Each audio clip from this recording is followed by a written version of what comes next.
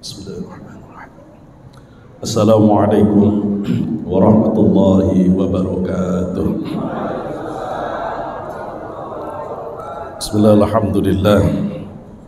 Alhamdulillahilladzi ja'alana min ummati Muhammadin nabiyyin karim wa afdalana bi fadlin 'azim wa ja'alana ummatan khaira ummah. Wa usalli wa usallimu alaihi wa ala alihi wa ashabihi ajma'in. Amma ba'du. Fadilatul muhtaramin wal mukarramin, para alim ulama, para asatid, Ustaz Iman Fatur Rahman, Ustaz Syafi'i, para asatid yang lain yang saya tidak bisa sebut namanya tanpa mengurangi hormat saya, bapak-bapak, ibu-ibu, adik-adik rahimakumullah. Beruntung sekali kita sore ini bisa bersama-sama hadir di majelis yang penuh mubarakah ini, penuh keberkahan dari Allah, dalam rangka bertahniah, menunjukkan rasa senang kita, cinta kita kepada junjungan kita Nabi besar Muhammad SAW. Kalau Profesor Dr. Ali Jum'ah ketika menjelaskan Abu Lahab yang beliau itu adalah ahli neraka, tapi kata Rasulullah, gara-gara dulu waktu Rasulullah lahir beliau senang, bahagia, cinta, senang karena punya ponakan laki-laki, Suwaibah al-Islamiyah, budaknya yang memberitahukan kepada Abu Lahab bahwa ponakan laki-lakinya sudah lahir, langsung dimerdekakan sebagai bentuk rasa senangnya atas kelahiran Rasulullah. Itu dibalas oleh Allah dengan setiap hari Senin Abu Lahab dibebaskan dari azab kubur dan siksa neraka. Kalau kata Profesor Dr. Ali Jum'ah, Mufti Besar Mesir, kalau orang kafir saja senang kepada Rasulullah, mendapatkan barokah, bisa bebas dari azab neraka tiap hari Senin, bagaimana kalau yang senang itu orang yang beriman? Bagaimana kalau yang senang itu orang yang mencintai Rasulullah, itu adalah orang Islam? Maka gak usah dijawab, sudah ketemu jawabannya, kecuali orang yang logikanya macet. Kalau orang logikanya benar, ya mesti orang cinta Rasulullah itu bagian dari rukun iman, itu bagian dari pengamalan ayat Quran. Allah yang menyatakan kalau sampai kita mencintai segala sesuatu itu lebih dari cinta kita kepada Allah dan Rasulnya, maka kita bermasalah. Kenapa? Rasulullah itu sesempurna-sempurnanya manusia, manusia terbaik yang pernah Allah hadirkan. Semua nabi pernah salah. Karena itu di dalam hadis riwayat Imam Bukhari Muslim dikisahkan bahwa besok akhir zaman, kata Rasulullah, setelah yaumul ba'ats, semua manusia ini dibangkitkan dari kuburnya. Manusia ini akan lari kepada Nabi Adam, tapi Nabi Adam akan mengatakan, aku masih ingat saat Allah marah ketika aku makan buah di surga yang dilarang. Aku tidak sanggup membantu kalian semua, nafsi, nafsi, kita sendiri-sendiri, kita tanggung jawab masing-masing. Lari kita nanti kepada Nabi Nuh. Nabi Nuh mengatakan, aku masih ingat ketika Allah marah, aku meminta anakku Kan'an masuk menjadi anggota keluargaku. Allah mengatakan, innahu laisa min ahlik, innahu amalun ghairu soleh. Kan'an bukan anakmu, meskipun secara genetik jelas-jelas anak Nabi, kalau akhlaknya tidak taat kepada Allah, tidak takwa, Allah mencoret dari nasab keluarga Nabi. Allah gak terima, sehingga Nabi Nuh takut kepada Allah gara-gara itu. Aku tidak sanggup ngadep Allah dengan bela kalian, nafsi. Sampai nanti kita ngadep Nabi Ibrahim, Nabi Musa, sampai Nabi Isa pun mengatakan aku pernah merasa bersalah kepada Allah dan aku tidak sanggup untuk memimpin kalian. Baru Rasulullah, setelah seluruh orang dari zaman Nabi Adam sampai hari akhir datang ke Rasulullah, maka Rasulullah mengatakan, ini bagianku. Kenapa? Rasulullah tidak pernah salah kepada Allah, Rasul tidak pernah dosa kepada Allah, ya. Maka Rasulullah akan sujud di arsy. Pada saat Rasulullah sujud di arsy, Allah nanti akan mengatakan, kata Rasulullah, ya Muhammad irfa' ra'sak, isfa' tusyaffa. Muhammad, angkat kepalamu. Siapa yang mau kamu tolong, kamu syafaati, tolonglah. Maka Rasulullah mengatakan, besok aku akan mengatakan, syafaati li ummati, syafaati li ummati, syafaati li ummati. Pertolonganku hanya khusus untuk umatku, pertolonganku hanya khusus untuk umatku, pertolonganku hanya khusus untuk umatku. Bapak bisa bayangkan bagaimana umat-umat Nabi yang lain sudah pontang-panting dari Nabi Adam sampai Rasulullah, ternyata Rasulullah hanya mau nanggung jawabi umat Muhammad. Rasul tidak mau nanggung jawabi selain umat Muhammad. Untung apa dah untung kita jadi umat Rasulullah. Masya Allah, tidak ada nikmat yang lebih besar daripada nikmat mendapatkan Nabi seperti Rasulullah Muhammad SAW. Kecuali orang itu tidak mengerti bagaimana hebatnya Nabi kita ini. Hebatnya Nabi kita ini. Rasulullah adalah teladan kita. Tadi sudah disampaikan bahwa Allah menyuruh kita untuk meniru Rasulullah. Ketika orang-orang Yahudi dengan angkuhnya mengatakan bahwa dia lebih dulu mencintai Allah, Taurat didatangkan lebih dulu, maka Yahudi mengaku lebih berhak atas cinta Allah daripada umat Islam. Allah membantah klaim Yahudi.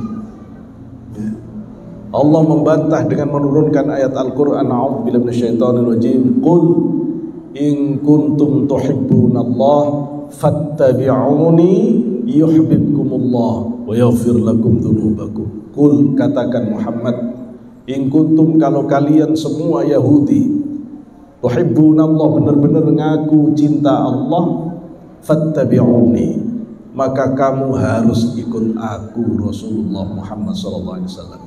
Tidak ada jalan untuk bisa menggapai cinta Allah kecuali dengan meneladani Rasulullah.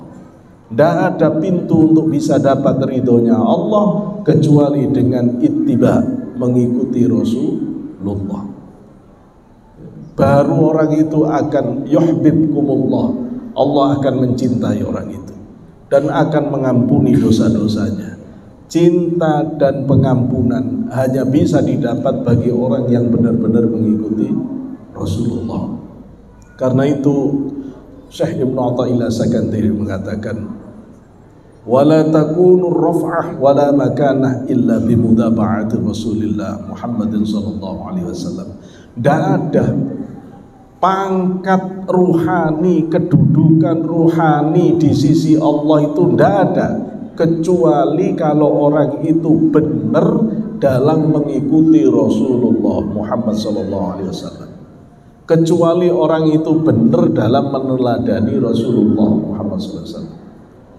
Fal mutaba'atu ala Rasulillahi ala kismaini.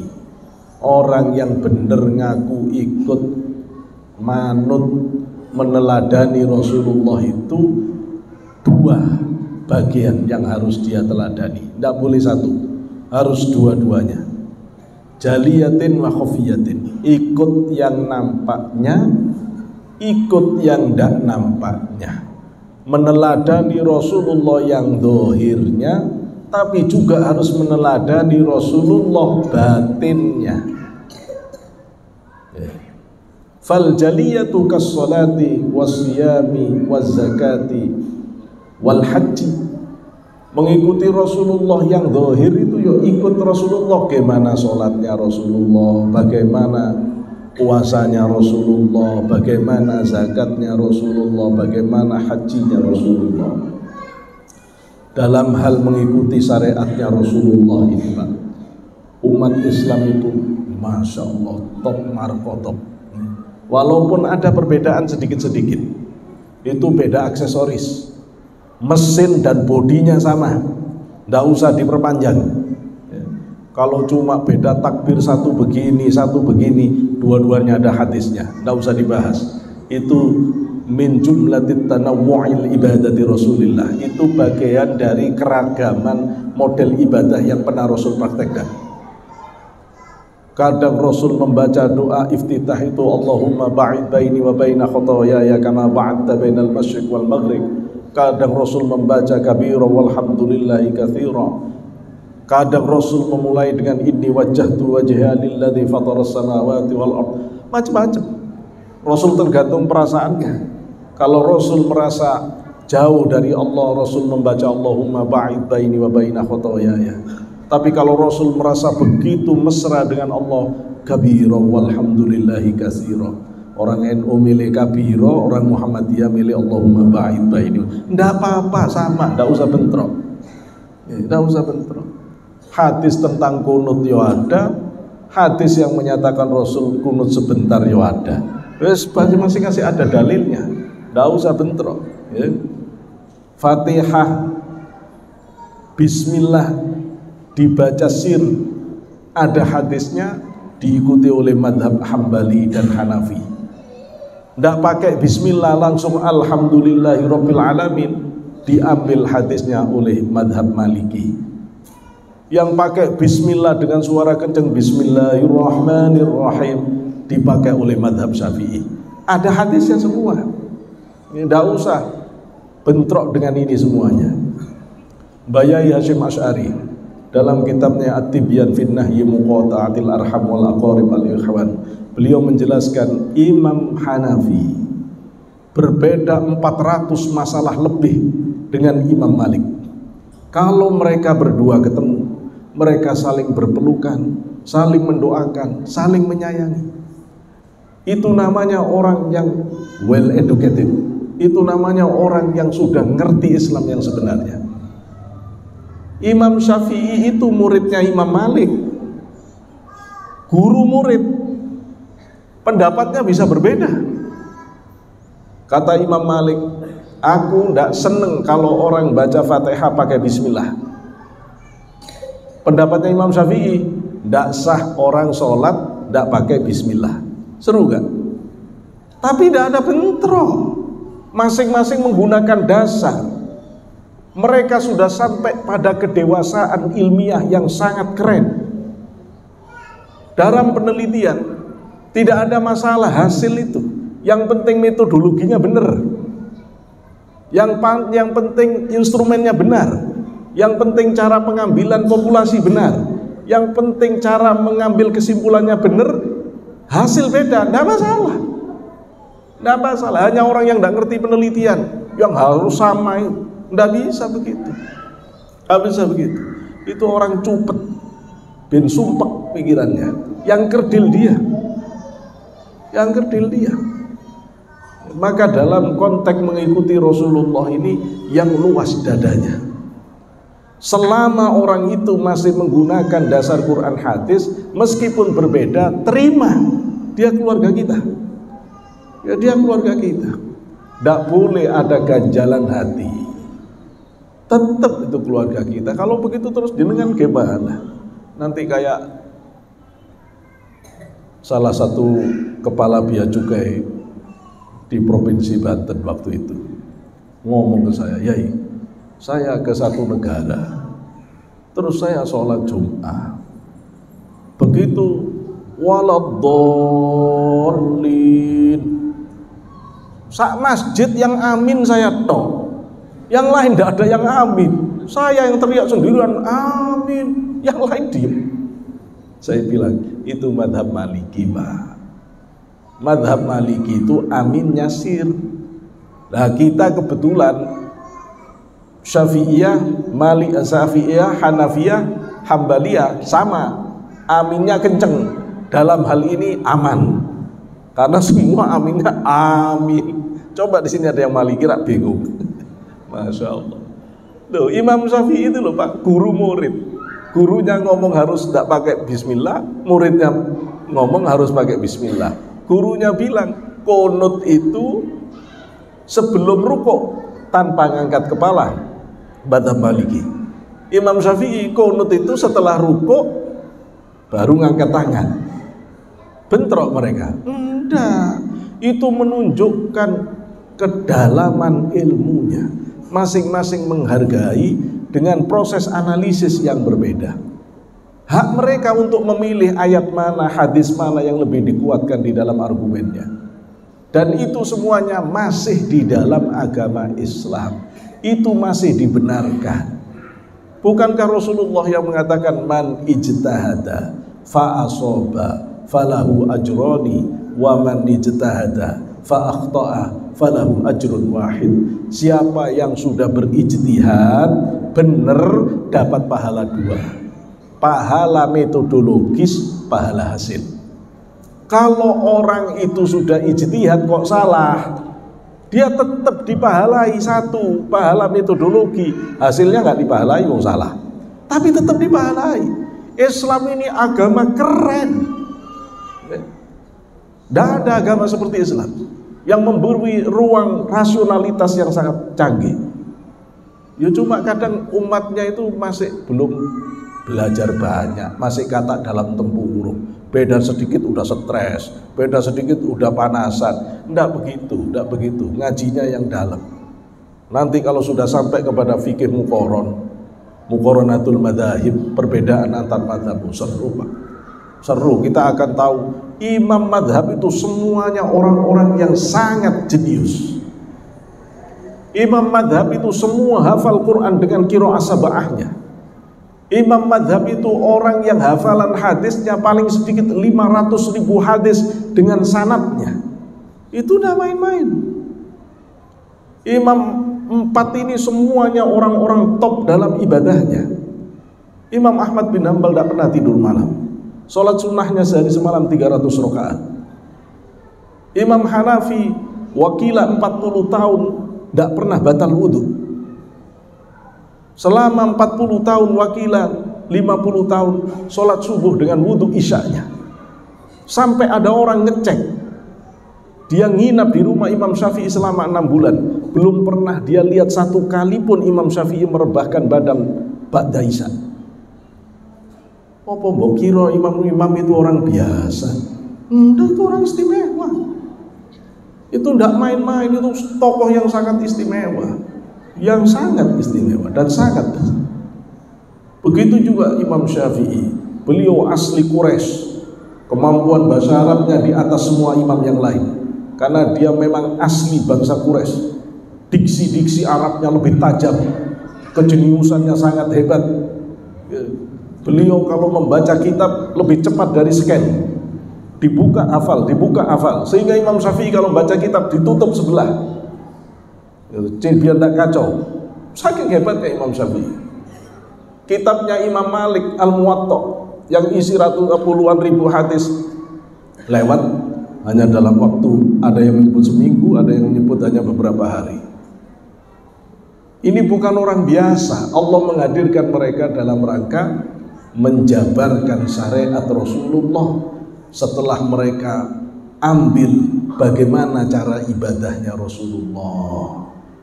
Imam Malik ada di Madinah, direkam lebih dari 2000 sahabat dan anak-anaknya, diperhatikan. Mereka dididik oleh Rasulullah sholat-sholatnya. Maka itulah yang kemudian jadi fikih Maliki.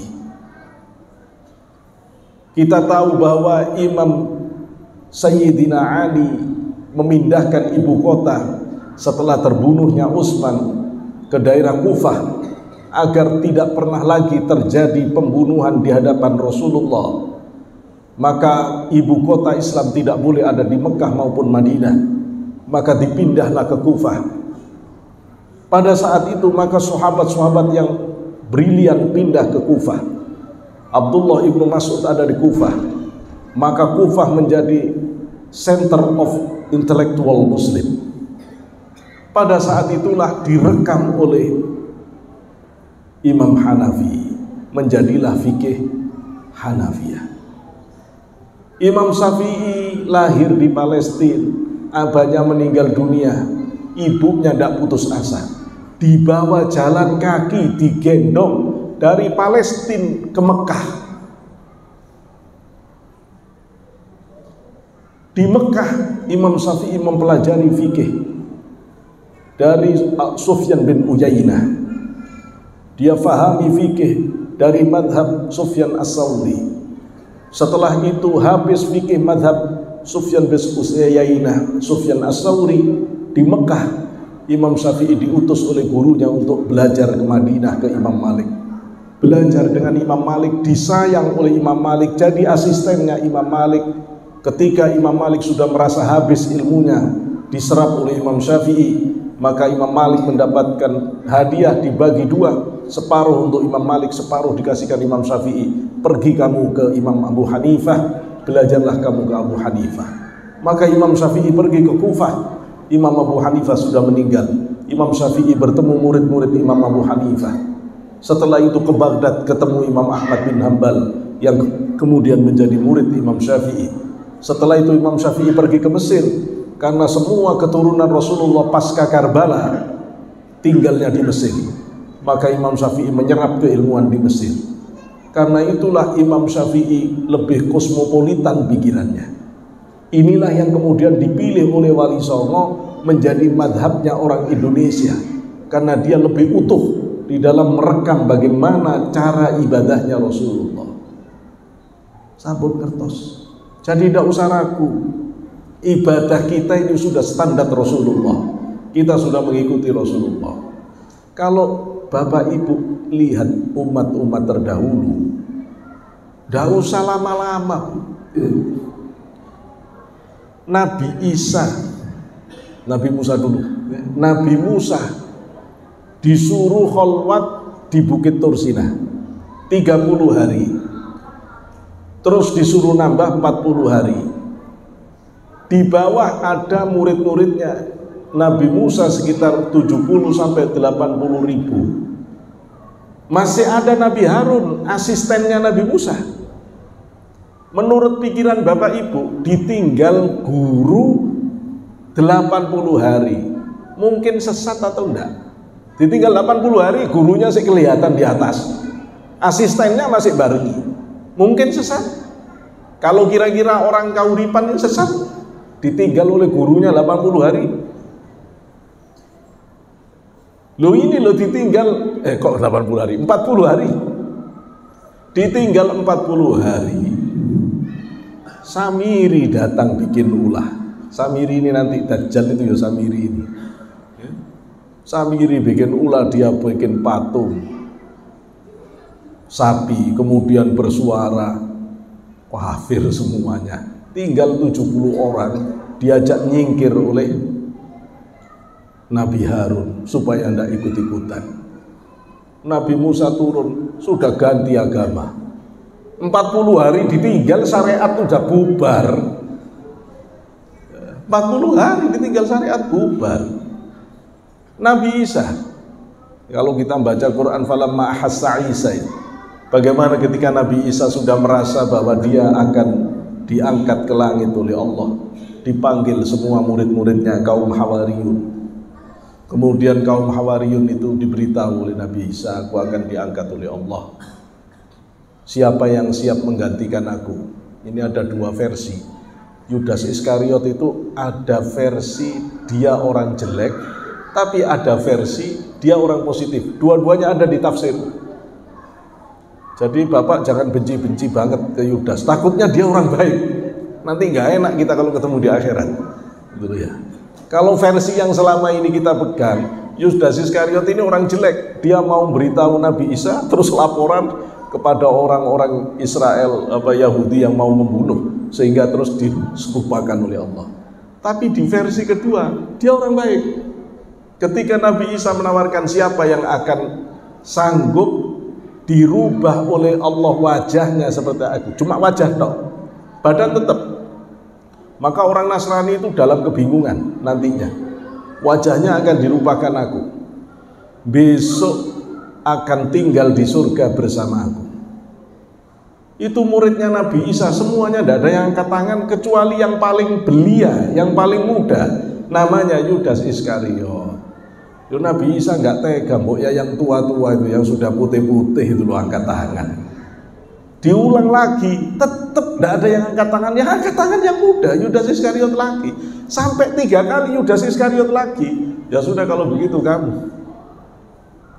Begitu Nabi Isa diangkat oleh Allah, wakilah diangkat waktu maghrib, pada saat mega merah menjemput Nabi Isa diangkat sholat, dan itulah kemudian menjadi syariat kita sholat maghrib. Nabi Isa diangkat. Begitu Nabi Isa diangkat, muridnya Nabi Isa udah bikin ulah. Yang satu mengatakan, berarti yang selama ini sama kita itu Allah itu sekarang Allah udah hilang. Berarti bukan orang ini, Allah ini. Loh, mulai sesat sudah. Yang satu bilang, jangan-jangan ini anaknya Allah ini, dikirim ke kita untuk nebus dosa kita. Sudah mulai mengkreat akidah sesat itu. Tidak lama setelah Nabi Isa diangkat udah rusak syariat. Memang nggak dijamin oleh Allah. Tapi begitu Rasulullah, hampir 1.500 tahun kita ditinggal Rasulullah ini. Sholat jenengan beda apa sama dengan Rasulullah? Subuhnya Rasulullah 2 rakaat, di kahuripan masih 2 rakaat apa 5 rakaat subuh? 2 rakaat. Asarnya 4 rakaat apa sudah 10 rakaat? Kurang kerjaan, 4 rakaat sudah. Sama. Puasanya beda atau enggak dengan Rasulullah? Sama, kita puasa mulai dari terbit fajar sampai tenggelam matahari, enggak makan, enggak minum, enggak hubungan suami istri, persis sama. Bapak kira ini enggak mengagumkan? Kalau bukan Allah yang jaga syariat Rasulullah, enggak bisa, Pak. Sudah pasti amburadul. Loh, ini kita mengikuti Rasulullah, dijaga oleh ulama-ulamanya Allah yang terus mengguide terus di jalan Allah. Tapi ikut Rasulullah itu jangan cuma ikut dohirnya. Rasulullah rambutnya sebahu, nanti sebahu semua. Ikut Rasulullah itu ikut total. Ada yang ikut jenggotnya, enggak ikut rambutnya. Loh, sampai kalau ikut ya total lah, gitu loh ya. Kalau enggak bisa ikut total ya wis podo ae, enggak usah terlalu sinis kepada yang enggak bisa ikuti secara dohir. Santai saja. Sunnah itu banyak. Sunnahnya Rasulullah itu sabrek-abrek. Kadang-kadang kita bisa ikuti satu, kita galah dengan yang lain di sisi yang lain. Itu loh ya. Makanya jangan menganggap sok paling persis Rasulullah. Bahaya sampai kayak ngerti-ngerti ya Rasulullah. Padahal nanti di wilayah lain orang lebih persis Rasulullah. Maka kita tidak bisa mengatakan paling persis Rasulullah. Rasulullah terlalu sempurna. Rasulullah terlalu sempurna. Maka mengikuti Rasulullah itu ikut sholatnya, ikut rukuknya, ikut sujudnya, ikut puasanya, tapi ikutlah khusyuknya. Ikut Rasulullah itu ikut penampilannya, tapi ikutlah sabarnya, ikutlah dermawannya, ikutlah penyayangnya kepada orang lain. Karena itu bagian dari Rasulullah yang tidak bisa dipisahkan. Kalau kepingin ikut Rasulullah, pasti kita harus mengerti sejarah hidup Rasulullah. maka jangan pernah berhenti membaca siapa Rasulullah. Terus baca terus. Sampai detik ini saya terus baca Rasulullah dan tetap menemukan sisi yang istimewa yang kadang-kadang saya belum tahu. Saking luasnya Rasulullah itu.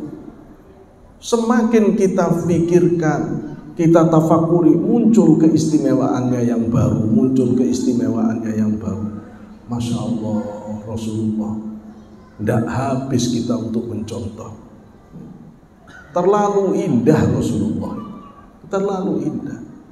Jenengan mau nyontoh apanya? Secara umum Rasulullah itu akhlaknya Quran. Ketika ada sahabat nanya kepada Sayyidah Aisyah, seperti apa akhlaknya Rasulullah? Aisyah jawab dengan simpel, padat, kana khuluquhul Quran. Akhlaknya Rasulullah itu Quran. Bapak kira gampang? Akhlak Quran itu gampang. Punya kepribadian Qurani itu gampang. Ada orang baca Quran bisa, ngafalkan repot. Quran diizinkan masuk mulut, tidak diizinkan masuk kepala oleh Allah. Ada orang hafal Quran, tapi perasaannya tidak Quran belas. Ayo, ada orang punya pondok Quran, malah muridnya dia hamili. Oh iblis. Itu Quran diizinkan masuk kepala, diharamkan untuk menjadi perbuatan. Tidak gampang. Di akhir zaman nanti orang akan banyak baca Quran, Qurannya cuma muter-muter di bibirnya, masuk tenggorokan aja tidak bisa. Apalagi mempribadi, apalagi jadi akhlak. Maka kalau sampai Quran itu jadi pikiran, diresapi, Muhammadur Rasulullah walladzina ma'ahu asyidda'u 'alal kuffar ruhama'u bainahum tarahum ruk'an sujada yabtaghuna fadlan minallah.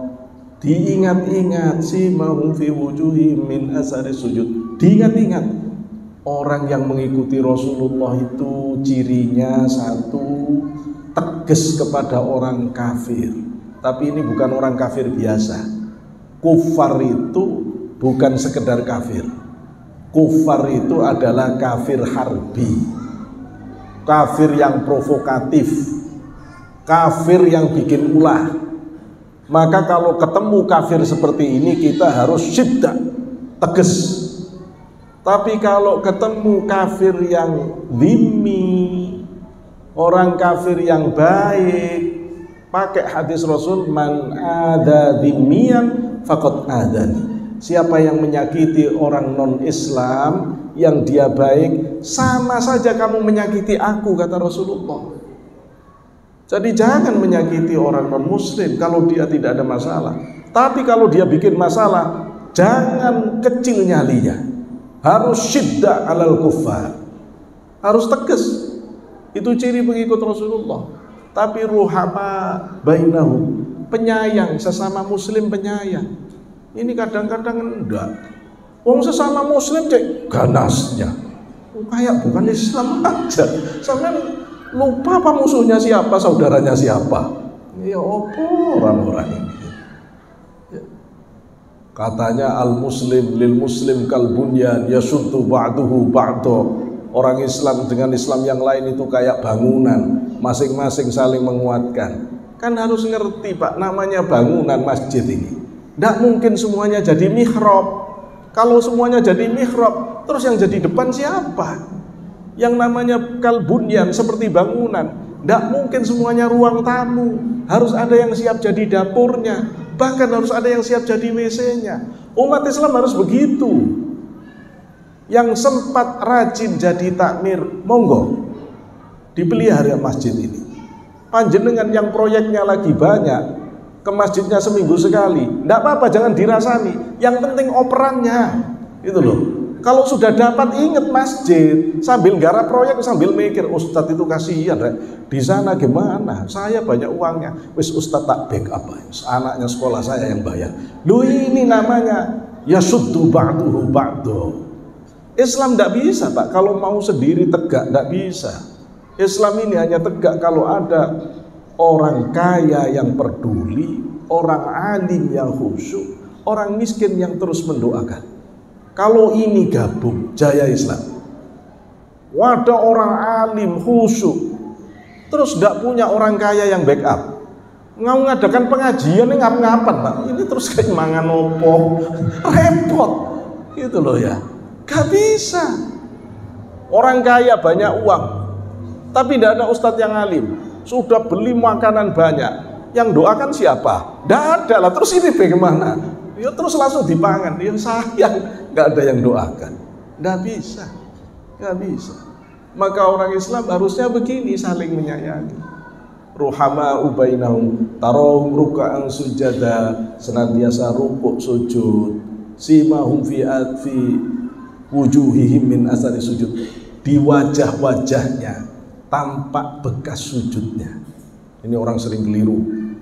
Terus pengikut Rasulullah itu berarti di wajahnya ada bekas sujudnya. Kalau sujud usek-usek biar ada hitamnya. Enggak itu. Qurannya bilangnya fi wujuhihim, di wajah-wajah mereka. Maksudnya di seluruh penampilannya, di pikirannya, di ucapannya, di perbuatannya, menggambarkan orang yang rajin sujud. Orang yang rajin sujud itu kelihatan ngomongnya itu sopan, pilihan katanya itu baik, ngomongnya itu menyenangkan, perbuatannya menenteramkan.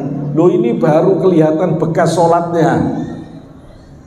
Ada orang sholat bolak-balik, setelah itu korupsi, sampean diakali, itu tidak sholat. Itu seolah-olah sholat. Surah bila hakikoh, itu gambar, tidak ada hakikatnya. Bolak-balik umroh, tidak tahunya pakai uang korupsi, ya sampean diakali. Tidak usah kaget, iblis dulu umroh di Baitul Ma'mur 14 tahun, balik-balik ya jadi iblis. Gitu loh ya. Tidak begitu. Ibadah yang benar itu akan kelihatan di dalam semua perilakunya.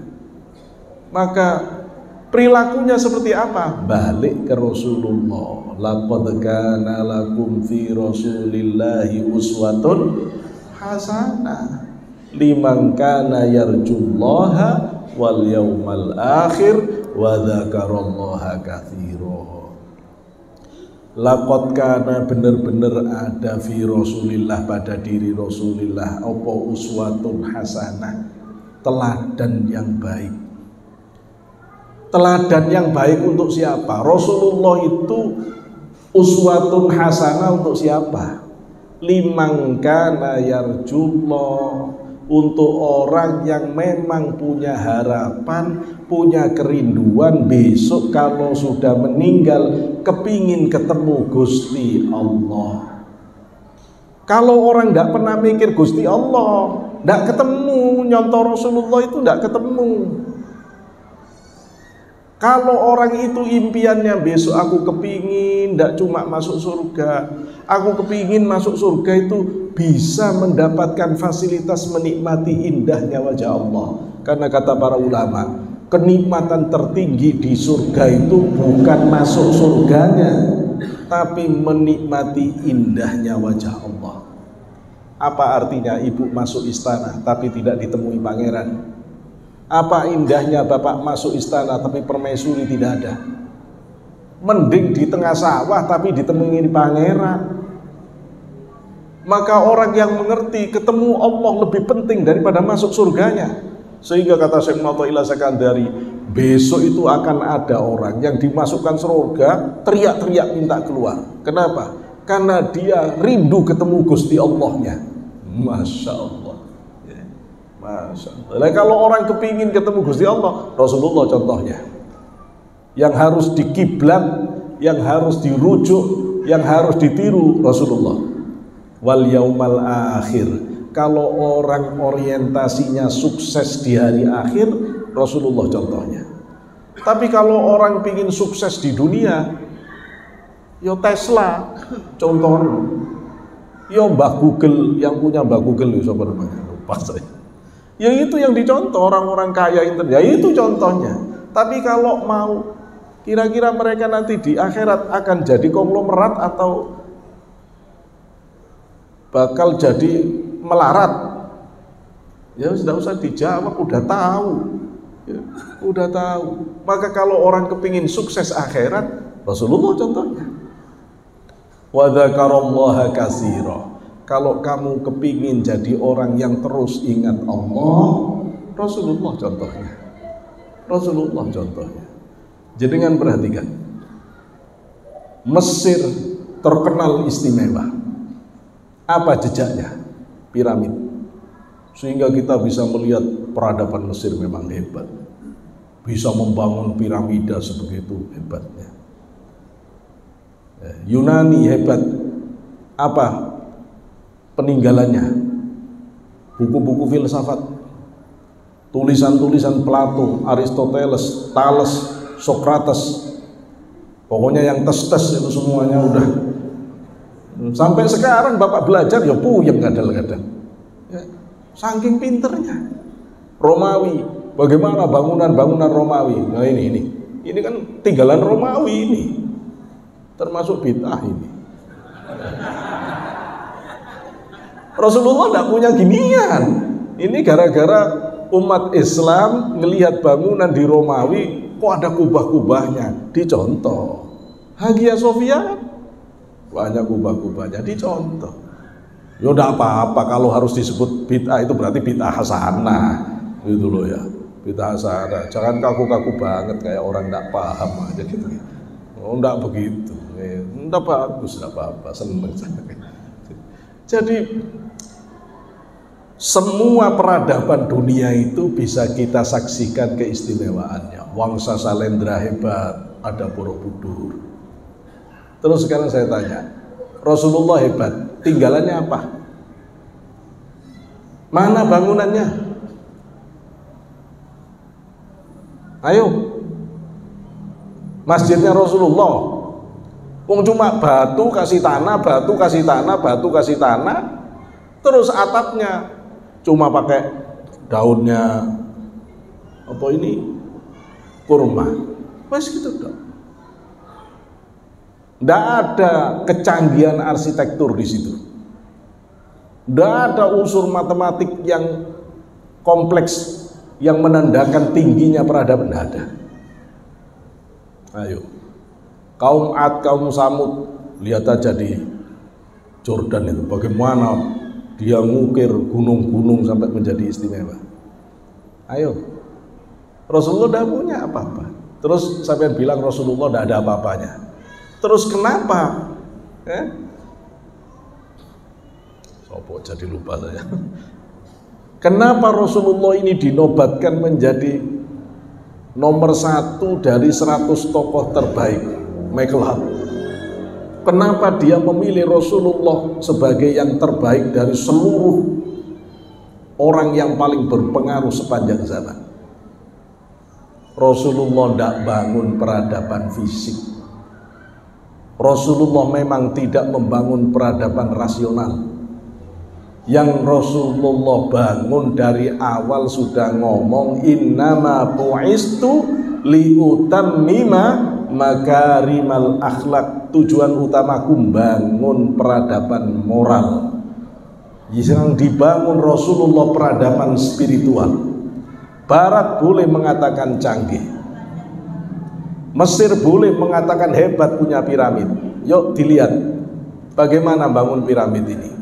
Dengan kedzaliman, dengan kejahatan, dengan penganiayaan. Bangga dohirnya hebat, batinnya hancur itu. Di situ ada pelanggaran hak asasi manusia yang paling hebat. Bangunan-bangunan yang tampak megah di barat. Hari ini kalau jenengan pergi kemana? Ke Prancis, ke Belanda, ke Austria. Melihat istananya kayak apa megahnya. Iya Pak, tapi itu hasil kolonialisme, hasil ngeruk kekayaan negara orang lain. Kalau jenengan lihat bangunannya hebat, tapi kalau ingat orang Indonesia kekayaannya dikeruk oleh Belanda, ngelihat itu sambil gregeten, kurang ngasem gitu loh ya. Nggak bisa. Tapi begitu kita lihat moralitasnya, Barat yang katanya sudah sampai 4.0, 5.0 dalam hal moralitas tidak bergerak 1 senti pun moralitasnya. Tetap zina, tetap 7-Eleven, tetap tidak jelas nasab-nasabnya, kawin ya pokok seneng ya wis kawin. Ayo, mana katanya intelektualitas yang canggih? Kok tidak bisa merubah moralitas? Mana pemikir-pemikir filosofis yang hebat? Filsafat terbaru sekarang ini adalah filsafat strukturalisme. Tokoh besarnya Foucault. Michael Foucault matinya kena HIV. Ngomong filsafat mati kena HIV. Wes jelas gak bener.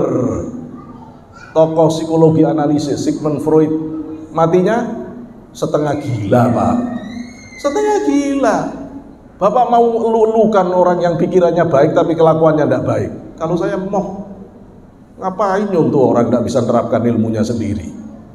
Kalau saya jelas Ghazali, jelas pikirannya bagus, orangnya wusul sampai ke hadirat Allah, pernah jadi pimpinan seluruh para wali. Ketika dia jadi intelektual, dia ngomong tidak ada ulama yang bisa mengalahkan. Mantep. Imam Syafi'i, orangnya sangat brilian. Imam Hanafi, di Islam tidak ada supplied personality, itu tidak ada. Kenapa? Gurunya Rasulullah itu brilian di pikiran, brilian di moralitas. Pak, orang itu untuk bisa punya akhlak baik, pikirannya harus baik dulu. Karena perbuatan itu hasil batin. Kalau batinnya jelek, gak bisa orang baik. Maka pikiran harus baik, batin harus baik, baru muncul perbuatan baik. Perbuatan baik ini kalau diulang, namanya kebiasaan baik, custom, adat. Kalau adat ini diteruskan istiqomah sampai memiliki 2 ciri, kata Imam Ghazali, istimrar wa yataladzadz bih. Orang itu merasa nikmat dengan kebiasaan itu, dia selalu begitu, tidak pernah tidak begitu, baru namanya akhlak. Repot apa repot menjadi akhlak itu? Tidak saya kasih tidak repot, karena pilihannya memang cuma repot, gitu loh ya. Contohnya, ibu pakai jilbab. Awalnya nggak jilbaban, gara-gara Ustadz Syafi'i ceramah, akhirnya terpesona, pulang-pulang ya wis aku tak jilbaban. Itu berhasil Ustadz Syafi'i mendekonstruksi pikiran yang semula mengatakan indah, cantik itu rambut yang bergelombang, berubah menjadi cantik itu adalah orang yang taat kepada Allah, yang keindahan fisiknya dipersembahkan untuk suaminya. Loh, itu beda sudah. Begitu dia praktekkan 1 kali agak sumuk, ngaca terus, wajahku kok beda. Kadang-kadang sudah di jilbaban sehari-hari, tapi kalau pas mau ke kumpulan teman-temannya dilepas jilbabnya. Kenapa? Takut disuruh doa. Nanti kalau aku jilbaban, temanku nggak jilbaban, aku yang suruh doa. Macam-macam. Ini belum jadi akhlak kalau masih lepas-lepas. Tapi begitu ibu langsung mau keluar kemanapun, tidak ada pikiran nanti ketemu siapa, nanti di mana, nanti bagaimana, pokoknya langsung ambil jilbaban berangkat. Selalu jilbaban. Tidak enak kalau nggak jilbaban, berarti berjilbab sudah akhlak. Ibu membiasakan anak-anak, Rasulullah ngajari makan dengan tangan kanan. Memang langsung jadi anak-anak langsung makan dengan tangan kanan? Enggak. Kanan makan, kiri makan, kanan makan, sampai kita pegangi, ayo makan. Kenapa? Kita sedang bentuk kebiasaan. Sampai akhirnya anak makan dengan tangan kanan. Jadilah saya bapak ibu, kalau bapak sekarang makan dengan tangan kiri, enak apa tidak enak? Ayo, mudi enak akhlaknya tidak kayak Rasulullah sampai. Tidak enak. Enaknya dengan tangan kanan, tidak enak dengan tangan kiri. Oh, berarti sampean sudah berhasil niru Rasulullah, makan dengan tangan kanan. Belajar kita membiasakan diri masuk kamar mandi kaki kiri, betul ya, kaki kiri, keluar kamar mandi kaki kanan, masuk masjid kaki kanan, keluar masjid kaki kiri. Latihan, kadang-kadang mau masuk sampai, loh yang mana ini? Gitu kan. Cuma olahraga, maju mundur. Ya lumayan, bisa olahraga sebelum masuk masjid. Ini latihan. Apa ini sebenarnya yang diajarkan Rasulullah? Adil. Berikan yang baik dengan yang baik, berikan yang kurang baik dengan yang kurang baik. Masjid ini mulia, tanah di luar masjid kalah mulia. Kanan lebih mulia dari kiri. Kanan kasihkan masjid, tinggal yang kiri. Rasulullah yang ngajari. Kalau kamu keluar masjid, masjid yang mulia, di luar masjid lebih rendah, turunkan kaki kirimu, tinggalkan kaki yang mulia. Kenapa kita masuk WC kaki kiri? WC lebih rendah, kamar mandi lebih rendah daripada di luar kamar mandi. Maka kirimu kasihkan sambil membaca doa. Begitu kaki kiri masuk baca doa, batinnya nutup. Kalau kamar mandi itu kata Rasulullah hotelnya setan, setan tidak bisa berpengaruh apa-apa. Ketika orang masuk kamar mandi dengan mengatakan Allahumma inni a'udzubika minal khubusi wal khaba'is, batinnya nutup. Tapi kalau orang itu masuk kaki kiri, sudah masuk ke dalam baru Allahumma ini, tidak jadi. Ajarannya Rasulullah harus bareng, kaki kiri bunyi Allahumma inni a'udzubika minal khubusi wal khaba'is, masuk. Itu nutup batinnya. Itu ajaran Rasulullah. Tapi ketika keluar, luar lebih bagus daripada di dalam. Luar dulu. Rasul ngajari adil, Pak. Rasul itu ngajari adil, bukan hanya konsep general dalam pemerintahan, enggak, sampai pada hal yang detail-detail. Kenapa motong kuku tangan kanan dulu? Karena kanan lebih mulia dari kiri, kanan harus diutamakan. Terus kanan ini yang mana yang dipotong dulu? Maksudnya kukunya, bukan jarinya. Kukunya yang mana yang dipotong dulu? Dipilih oleh Rasulullah yang paling mulia dari 5 jari, yang dipakai sholat, yang dipakai at-tahiyat, telunjuk. Maka motong pertama telunjuk. Setelah telunjuk kemana motongnya? Rasul selalu menggilir dari kanan. Maka setelah ini langsung ke kanan. Ini ada teorinya. Gitu loh. Wes dah, gak ada agama seperti Islam ini kerennya. Semua sudah diblended oleh Rasulullah dengan nilai-nilai rasionalitas dan ghaibiyah yang sangat istimewa. Ikuti Rasulullah, maka kita akan mendapatkan kenikmatan. Masya Allah. Kenapa sih ibu-ibu, bapak-bapak ini kalau pakai baju, buka baju bismillah, kalau menggunakan baju bismillah? Kenapa? Kenapa kalau mau makan bismillah, kalau melakukan apa saja yang baik bismillah? Rasul cuma memberitahu secara umum. Kullu mri'in dzibalin lam yabda' bi fatihatil bi bismillah. Lam yabda' bi bismillah. Semua perkara itu seperti buntung kalau tidak dimulai dengan bismillah. Tapi itu Imam Fakhrul Razi di dalam kitab Mafatihul Ghaib memberikan alasan. Nabi Musa waktu sakit perut matur ke Allah, ya Allah saya sakit perut. Saya sakit perut ya Allah. Ini saya sudah kompromi, Pak. Katanya nanti makannya setelah maghrib, jadi tak pepeti.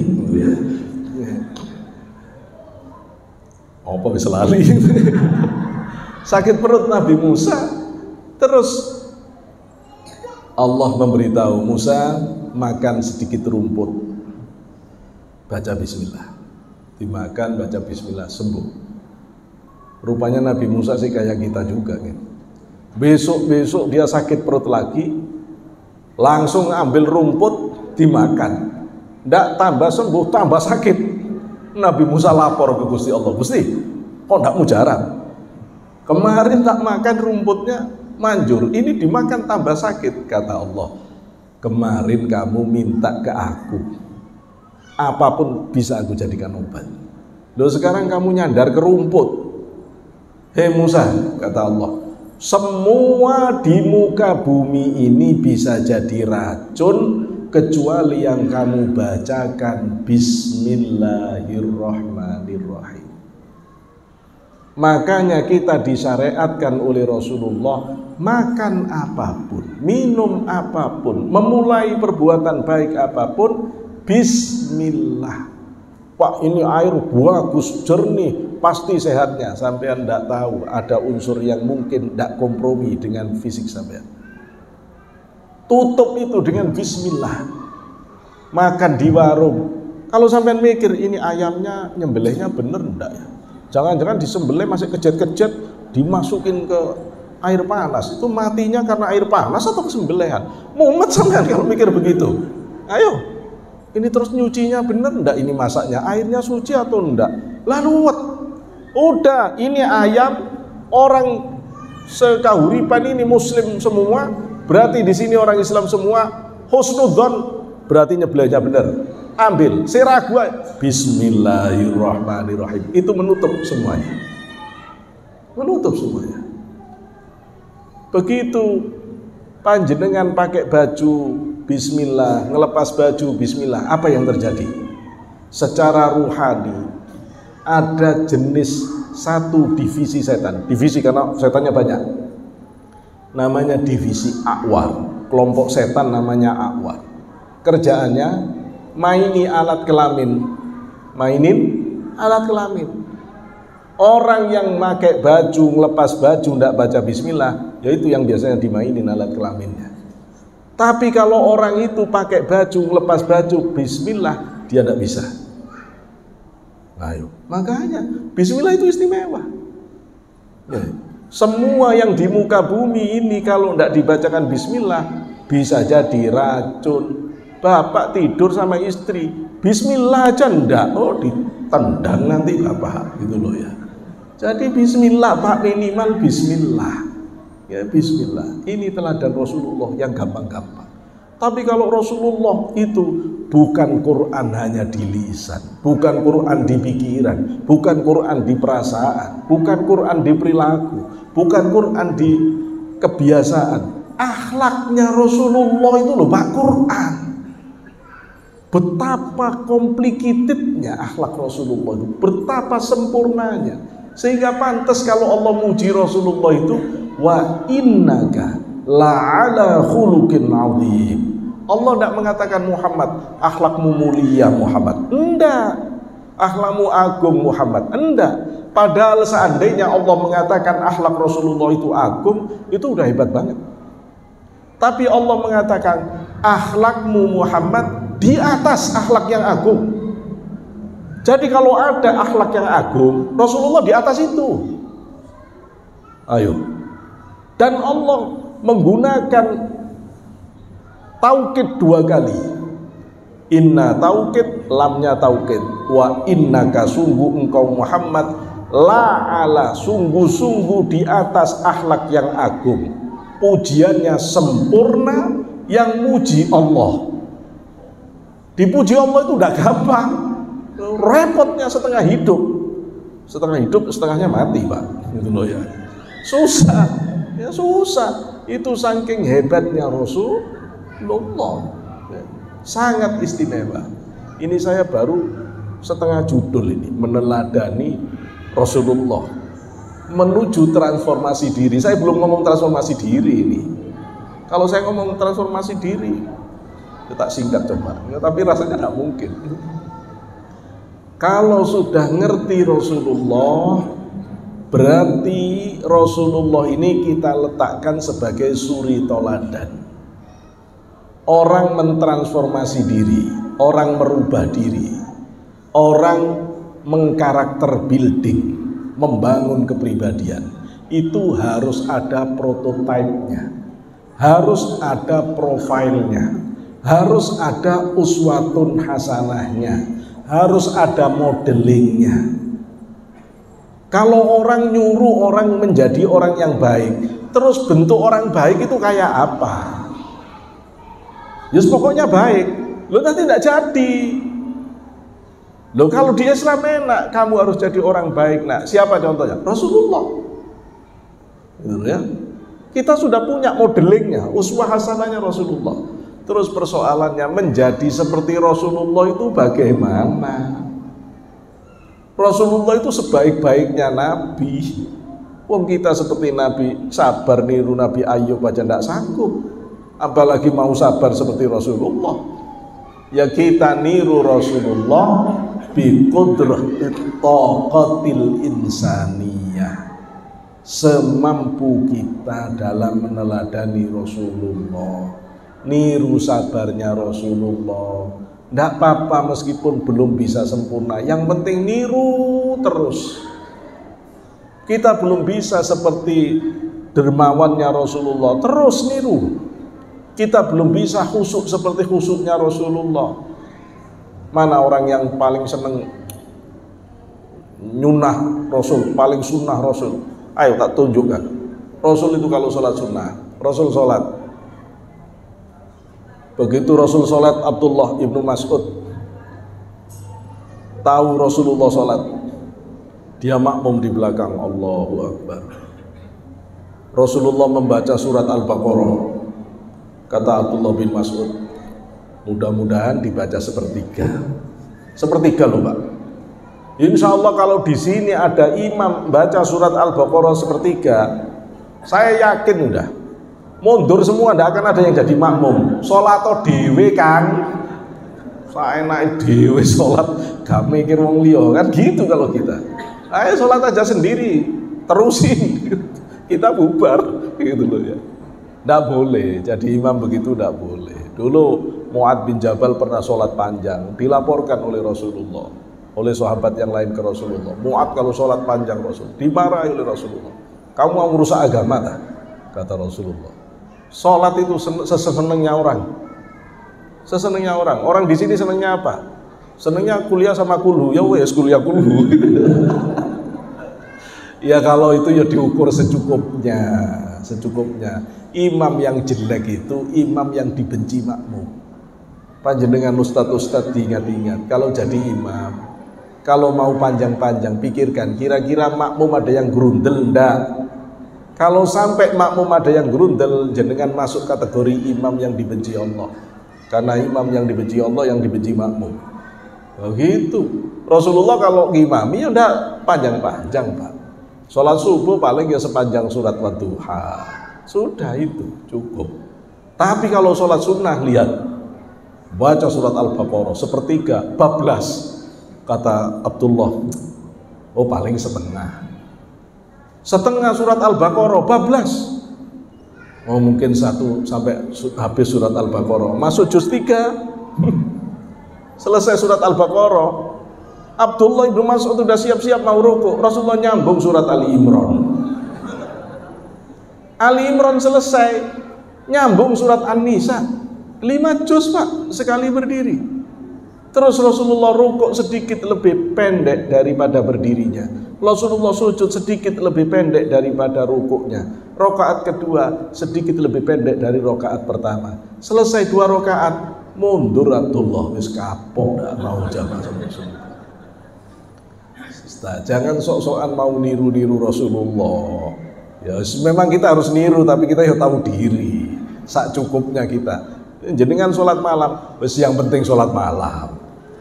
Ya, yang penting sholat malam. Kita ikut hadis Rasul saja. Kata Rasulullah kepada, "Shallu sholatal lail walau kahal bisyatin." Ini insyaallah ini cocok untuk bapak dan saya. Kata Rasulullah, sholatlah kamu sholat malam, meskipun sholat malammu itu secepat orang ngepuh susu kambing, serat. Loh, Rasulullah sampai begitu. Yang penting sholat malam Bu, meskipun sholat malamnya serat gitu loh. Suaminya baru lihat, loh kamu sudah selesai sholat. Nggak penting Mas, yang penting sholat gitu loh, yang penting sholat. Wes gitu. Kita itu kelas ini, nggak apa-apa. Enggak apa-apa. Sampai kata Romo Yai Asrori bin Usman Al-Ishaqi itu, mursyid Thariqah Qadiriyah Naqsabandiyah, keturunan Sunan Giri beliau. Beliau mengatakan begini, lah iya, orang model kita ndak usah maksa-maksa sholat mulai jam 2. Paling sholatnya ngantuk-ngantuk karo gruntel-gruntel gara-gara ngaji karo Pak Sodik jadi maksa-maksa sholat malam, mending nanti tidak datang jadi tidak enak hatiku. Daripada begini sholat ngomel-ngomel, mending Bapak di tempat tidur sambil bertasbih. Begitu mata buka, alhamdulillah ya Allah, astagfirullah, tapi saya sambil tidur gak apa-apa ya. Nanti saya ngeliat jam, astagfirullah, kok setengah 4 ya, setelah jam 4 lah, dikit lagi, gak apa-apa ya. Yang penting jam 4 bangun beneran, jangan nunggu adzan gitu loh ya, biar dapat sholat meskipun 2 rakaat gitu loh. Tapi sholatnya dengan seneng, sholatnya dengan seneng, daripada Bapak sholat banyak tapi gerundel. Ayo Bapak kalau ada anak nyapu dari kanan kiri depan tapi gerundel terus apa kata ibu? DKN tak sapu dewe. Letakkan tak sapu sendiri, nyapu ngomel terus gitu. Ya, gitu. Jadi taat itu kalau bisa dengan seneng, ikut terus. Nah, Imam Ghazali di dalam kitab Ma'arijul Quds ila Ma'rifatun Nafs, beliau menjelaskan orang untuk bisa sampai derajat setinggi Rasulullah, walaupun tidak bisa mencapai derajat apa yang disebut dengan cinta ilahiyah, itu harus melalui 3 level. Level mubtadi', level mutawassit, level muntahi. Level pemula, level menengah, sama level akhir. Level mubtadi', saya tak ngelihat waktu maghrib.